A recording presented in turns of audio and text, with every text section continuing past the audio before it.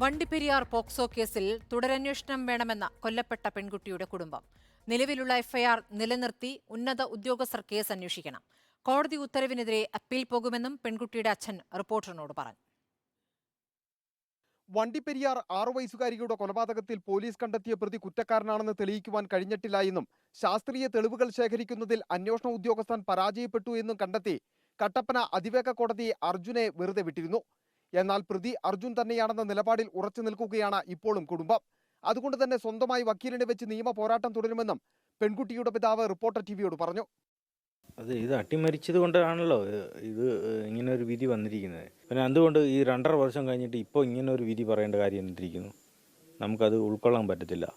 ഇതിൻ്റെ അകത്ത് സത്യം തെളിഞ്ഞേ വരത്തുള്ളൂ.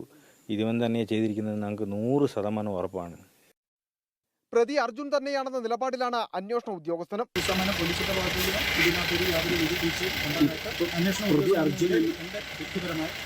പ്രതി അർജുൻ എന്നുള്ളവരുടെ കണ്ടെത്തൽ അത് ശരി തന്നെയാണെന്ന് ആണ് 100% അന്വേഷണത്തിന്റെ അന്വേഷണ ഉദ്യോഗസ്ഥർക്കടക്കം വീഴ്ച പറ്റിയെന്ന വിമർശനങ്ങൾ ഉയരുമ്പോഴും കുടുംബത്തിന് നീതി ഉറപ്പാക്കുന്നതിന് നിയമ പോരാട്ടം വേഗത്തിൽ തുടരുവാനാണ് പോലീസിന്റെയും പ്രോസിക്യൂഷന്റെയും തീരുമാനം.